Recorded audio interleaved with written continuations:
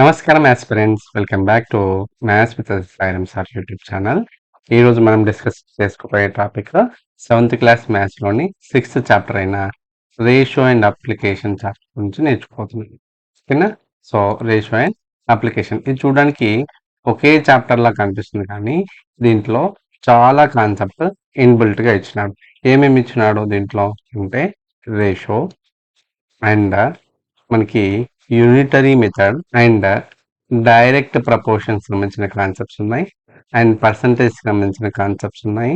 Next profit and loss and discount సంబంధించిన concept ఉన్నాయి, and simple interest సంబంధించిన concept ఉన్నాయి.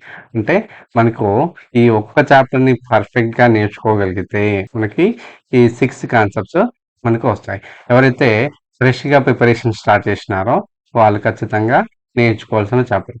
మీరు ఇది 7th క్లాస్ సంబంధించిన టాపికే కదా, సో ఇది నేర్చుకోవాల్సిన అవసరం లేదు, ఇంత చిన్న టాపిక్ లో ఏముంది అనే ఆలోచన వదిలేసి ఈ చాప్టర్లోని మనం ప్రతి ప్రాబ్లమ్ని మనం నేర్చుకోవాల్సిందే. ఎవరైతే సెట్ అండ్ డిఎస్కి ప్రిపేర్ అవుతున్న వాళ్ళైతే ప్రతి క్వశ్చన్ మీరు ఖచ్చితంగా నేర్చుకోవాల్సిందే. ఎందుకంటే చాలా సందర్భాల్లో డైరెక్ట్ క్వశ్చన్స్ పడ్డ ఛాన్సెస్ ఉన్నాయి. అందుకని మనం టెక్స్ట్ బుక్లోని ప్రతి ప్రాబ్లమ్ని మనం నేర్చుకోవాల్సిందే. సో మనము let's getting to the topic. Ratio ఇది 6th చాప్టర్ అని ఆల్రెడీ చెప్పాను. సో రేషియో అంటే ఏంటి? The ordered comparison of two quantities by using the division is called as ratio. Okay, ratio is what? The comparison of two quantities by using the division is called as ratio. Okay, so and in the ratio we'll be having two terms. If you take the two terms a and b, then ratio of the a and b represented like this, and we read it as an a is to b. We read it as an a is to b. In this ratio we'll be having two terms. Say whatever numbers which are involved in this ratio, we call them as a term. And here in these two terms, this first term is known as an antecedent, and second term is known as an consequent. Second term is known as an consequent. Okay, first term of the ratio is known as an antecedent, and second term of the ratio is known as a consequent. What is the antecedent in this? So antecedent means what? First term, that is 3. Consequent means what? That is 5. Okay, that you need to understand. This is based on this we'll be having one exercise. So let us get into the exercise problems. Okay, see this first exercise problem. Let us see this first problem in the exercise 1. What is the ratio of 100 rupees to and 10 rupees, and express your answer in simplest form. ఇక్కడ simplest form అంటే ఏంటి? A ratio A is to be said to be in simplest form if HCF of A and B is 1. అంటే ఆ రేషియోలోని terms యొక్క HCF 1 ఉన్నట్లయితే అప్పుడు ఆ రేషియోని మనం సింప్లెస్ట్ ఫామ్ లో ఉంది అని అనొచ్చు. ఇక్కడ మనకి ఏం కనుక్కుంటున్నాడో, మనకి ratio between 100 rupees to the 10 rupees. So 100 rupees is to the 10 rupees ratio ఇలా సింపుల్ గా రాసేయచ్చు. కానీ ఇక్కడ ఈ రేషియో సింప్లెస్ట్ ఫామ్ లో లేదు, ఎందుకంటే ఈ రెండు టర్మ్స్ యొక్క హెచ్సిఎఫ్ 10 ఉంది. సో దీన్ని సింప్లెస్ట్ ఫామ్ లో రాయాలంటే ఈ రేషియోని మనం ఫ్రాక్షన్ ఫామ్ లో రాసేసుకొని ప్రతి టర్మ్ ని హెచ్సిఎఫ్ తో డివైడ్ చేయాలి. సో ఫస్ట్ టర్మ్ యొక్క హెచ్సిఎఫ్, ఈ రెండు టర్మ్స్ యొక్క హెచ్సిఎఫ్ ఏంటి? 10. కాబట్టి ఫస్ట్ టర్మ్ ని హెచ్సిఎఫ్ 10 తోటి అండ్ సెకండ్ టర్మ్ ని హెచ్సిఎఫ్ 10 తో డివైడ్ చేస్తే మనకు 10/1 వస్తుంది. దీన్ని 10:1 గా రాయొచ్చు. ఇన్ జనరల్ ఇలా 10 తో డివిజన్ అంటే హెచ్సిఎఫ్ తో డివైడ్ చేయకుండా మనం నార్మల్ గా కటింగ్ చేసేస్తాం ఇట్లా. సో 10 1 10, 10 10 100. సో 10/1 అని రాసేసి దీన్ని 10:1 అని రాస్తాము. This is also division only, but without performing actual division that we are doing. Second question. Sudha has a 5 rupees. Money with Radha is 3 times of money with Sudha. And how much money does Radha have? Okay. So Sudha దగ్గర ఎన్ని rupees ఉన్నాయట? సుధ దగ్గర తన దగ్గర 5 rupees ఉన్నాయట. మరి రాధ దగ్గర ఎన్ని రూపీస్ ఉన్నాయంట? రాధ దగ్గర సుధకు ఎన్ని ఉంటాయో దానికి 3 టైమ్స్. సో సుధ దగ్గర 5 రూపీస్ ఉన్నాయి కాబట్టి 5 into 3, దట్ ఈస్ 15 రూపీస్. ఇప్పుడు మనకి అనుకోవాల్సింది ఏంటి? What is the ratio of Radha's money to the Sudha's money? ఇక్కడ మనం ఈ క్వశ్చన్ జాగ్రత్తగా అబ్జర్వ్ చేసినట్లయితే మనం రేషియో కనుక్కోబోతున్నాడు. ఏ రెండింటి మధ్య రేషియో? రాధాస్మణికి సుధాస్మణికి. ఓకేనా? ఇక్కడ ఫస్ట్ నేమ్ ఏమి ఇచ్చాడు? రాధా. సెకండ్ నేమ్ సుధా ఇచ్చాడు కాబట్టి రాధాస్మణి సుధాస్మణి రాసి కనుక్కోవాలంటే రేషియో కనుక్కోవాలంటే ఫస్ట్ రాధా దగ్గర ఎంత ఉంది? 5 రూపీస్. అదే రాసుకోవాలి. ఇష్టం. అండ్ సుధా దగ్గర ఎన్ని రూపీస్ ఉన్నాయి? 15 రూపీస్. సో దీన్ని సింప్లెస్ట్ ఫామ్ లో రాయాలంటే 5/15, 5 ones are 5 threes. This is 1/3, which is nothing but 1:3. అంటే the ratio between the amounts the Radhas and Sudhas is 1:3. So this is about first answer. Okay. Now, if you see the second question, in the second question, what we are asked to find out? We are asked to find out the ratio of the Sudhas money and Radhas money. So Sudha దగ్గర ఎన్ని rupees ఉన్నాయి? First Sudha ఉంది కాబట్టి సుధా దగ్గర 15 rupees ఉన్నాయి and Radha దగ్గర 5 rupees ఉన్నాయి. దీన్ని నార్మల్ గా 15/10, 15/5 రాసేసుకొని 5 1 5 3 ఇది 3/1 అంటే 3:1 అని చేస్తుంది. ఓకేనా? So Sudha is to Radha is 3:1 and Radha is to Sudha is 1:3. Okay. So now let us see this next question. A rectangle measures 40 centimeters as the length and 20 centimeter at its width. Then find the ratio of the length to the width. మనకి ఒక rectangle యొక్క measurements ఇచ్చాడట. So ఏంటది? Length would be 40 meters, 40 centimeters and width is what? 20 centimeters. We are asked to find out the ratio between the length to width. Length to width అడుగుతున్నాడు కాబట్టి first length measurements రాయాలి. Length measurement ఎంత? 40 centimetres is to width is what? 20 centimetres. So దీన్ని 40/20. So 21 22 2/1 గా రాసుకోవచ్చు. దీన్ని 2:1 గా రాయొచ్చు. So required ratio is what? 2:1. Sir ప్రతిసారి ఫ్రాక్షన్ ఫామ్ లో రాయాల్సిన అవసరం లేదు. దీన్ని ఇంకా సింపుల్ గా చేసుకోవచ్చు. 21 22 డైరెక్ట్గా 2:1 కూడా ఇలా కూడా చేసుకోవచ్చు. ఓకేనా? Matter is that how you are good at basics. నువ్వు బేసిక్స్ పైన మంచి పట్టు ఉంటే డైరెక్ట్ గా చేసేసుకోవచ్చు. ఓకేనా? Speed of garden snail is 50 meters/hour and that of the cheetahs is 120 kilometers/hour. Find the ratio of the speeds. ఓకేనా? సో ఇక్కడ స్నేల్ యొక్క స్పీడ్ ఏమి ఇచ్చినాడు? 50 meters/hour. ఇక్కడ స్పీడ్ meters/hours లో ఉంది. చీతా స్పీడ్ ఏమి ఇచ్చినాడు? 120 kilometers/hour ఉంది. ఇక్కడ ఈ చీతా స్పీడ్ ఏమో kilometers/hour ఉంది. స్నేల్స్ స్పీడ్ ఏమో meters/hour ఉంది. సో రెండు సేమ్ యూనిట్స్ లేవు కాబట్టి మనం స్నేల్స్ యొక్క స్పీడ్ ని kilometers/hour లోకి కన్వర్ట్ చేసుకోవచ్చు వస్తుంది. So speed of snail is what? 50 meters/hour. So ఈ మీటర్స్ ని కిలోమీటర్ లో కన్వర్ట్ చేయడానికి మనం 1000 తో డివైడ్ చేయాలి. So we can write it as an 50/1000 kilometers/hour. 50 1 the 50, 50 to the 100 and 0 is. So speed of snail is what? 1/20 kilometers/hour. 1/20 kilometers/hour. In the same manner, what is the speed of cheetah? Cheetah's speed given as an 120 kilometers/hour. Okay. 120 kilometers/hour. And what we are asking to find out? We are asking to find out the ratio of the speeds. Ratio of the speeds తీసుకోవాలంటే first ఈ ఇచ్చిన acid గా తీసుకోవాలి. మనం first snail ఇచ్చినారు కాబట్టి snail speed is to the cheetah speed. ఓకేనా? So snail speed to the cheetah speed is equals to what is the speed of snail? That is 1/20 is to speed of cheetah is what? 120. Okay. So దీన్ని simplest form లో రాయాలంటే ప్రతి term ని 20తో multiply చేస్తే సరిపోతుంది. So 120 into 20, ఈ denominator 20, numerator 20 కి cancel అవుతుంది. 1 this is what? 20, 12 to the 24 and 2 zeros. ఇది మనకి రిక్వైర్ ఆన్సర్ అవుతుంది. 1:2400 అనేది ఆన్సర్ అవుతుంది. Divide 96 chocolates between the Raju and Ravi in the ratio of 5:7. Divide 96 chocolates between the Raju and Ravi in the ratio of 5:7. దాని meaning ఏంటి?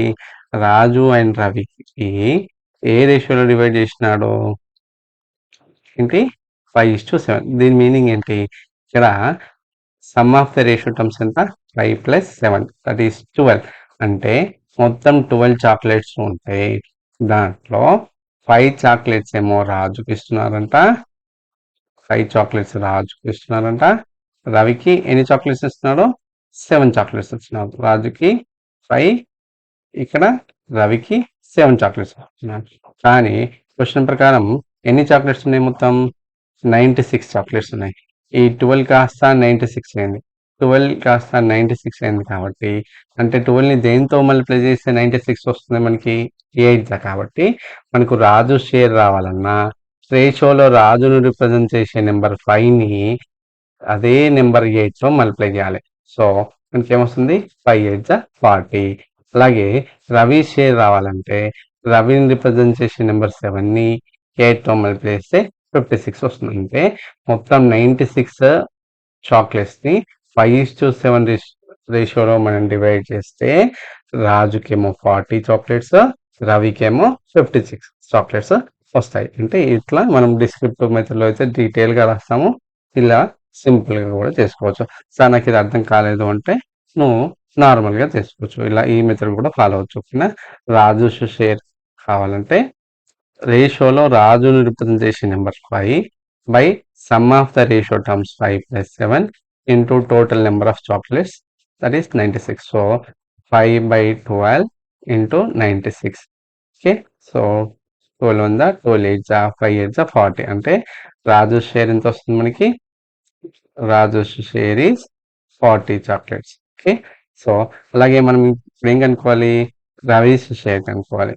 So Ravi's share కనుక్కోవాలంటే రేషియోలో రవిని రిప్రజెంట్ చేసే నెంబర్ ఏంది? 7 by sum of the ratio terms 12 into 96. ఇలా చేస్తే 12 1 12, 12 8 7 8 56 chocolates వస్తాయి. రవికి 56 వస్తాయి. ఈ మెథడ్లో చేసినా మనకు సేమ్ ఆన్సర్ వస్తుంది. ఈ మెథడ్లో చేసినా మనకు సేమ్ ఆన్సర్ వస్తుంది. ఓకేనా? సో కానీ ఫస్ట్ మెథడ్ చేస్తే మనకు ఆన్సర్ ఈజీగా వస్తుంది అండ్ తొందరగా అయిపోతుంది మనకి. ఇది డిస్క్రిప్ట్లో అయితే ఇలా చేసుకోవాలి. సెకండ్ మెథడ్లో నార్మల్గా మనము కాంపిటేటివ్ ఎగ్జామ్ ప్రిపేర్ అవుతున్నాం కాబట్టి ఫస్ట్ మెథడ్ నేర్చుకోవడం కూడా ఈజీగా ఉంటుంది. ఓకేనా? Now let us see this next question. The length of the line segment AB is 38 centimeters and a point X on it divides that in the ratio of 9:10. Then find the length of the line segments AX and XB. What we have given that total length of the line segment is 38 centimeters. మొత్తం length ఎంత ఇచ్చినాడో 38 centimetres ఇచ్చినాడట. ఈ line segment పైన point X అనేటి ఉందండి. ఈ X అనే point ఈ line segment ఏబిని 2 parts గా డివైడ్ చేసింది. ఏంటా 2 పార్ట్స్? ఏ టు ఎక్స్ ఒక part, and X to B ఒక పార్ట్. వీటి మధ్య రేషియో ఇచ్చినాడు. ఓకేనా? So the point x divides this line segment AB in the ratio of AX is to XB, that is equals to 9:10. అంటే ఏంటి? మొత్తం 19 ఎక్కడి నుంచి వచ్చింది సార్ అంటే some of the ratio terms 9 + 10 ఎంత? 19. అంటే మొత్తం 19 సెంటీమీటర్స్ ఉంటే దాంట్లో ఫస్ట్ పార్ట్ ఏంటి? ఏఎక్స్ ఏమో 9 సెంటీమీటర్స్ అంట, సెకండరీ XB ఏమో 10 సెంటీమీటర్స్ అంట. కానీ టోటల్ ఎంత ఇచ్చినాడు? 19 ఇచ్చినాడా? 19 ఇవ్వలేదు. ఎంత ఇచ్చినాడు? 38 ఇచ్చినాడు. అంటే ఈ 19 కాస్త 38 అయింది. 19 కాస్త 38 అయింది. అంటే 19 టేబుల్లో 38 ఎప్పుడు వస్తుంది? 2 అంటే 2తో మల్టిప్లై. కాబట్టి మనకి ఏఎక్స్ లెంత్ రావాలంటే రేషియోలో ఏఎక్స్ రిప్రజెంట్ చేసే నెంబర్ 9ని 2తో మల్టిప్లై చేస్తే సరిపోతుంది. So A X length 18. అలాగే ఎక్స్బి రావాలంటే రేషియోలో ఎక్స్బిని రిప్రజెంట్ చేసే నెంబర్ 10ని కూడా 2తో మల్టిప్లై చేయాలి. అప్పుడు ఇది 20 వస్తుంది. అంటే ఏఎక్స్ లెంత్ 18, ఎక్స్బి లెంత్ 20. ఇది ఒక మెథడ్. సార్ మాకు ఇది అర్థం కాలేదు అంటే ఇలా తీసుకోవచ్చు. A X is to X B is equals to 9:10. కాబట్టి మనకు ఏఎక్స్ ఏమవుతుంది? 9 బై రేషియోలో ఏఎక్స్ రిప్రజెంట్ చేసే number 9 by sum of the ratio terms 19 into total length 38. 19 1 19 2 38. So 9 2 18 centimeters. So AX is what?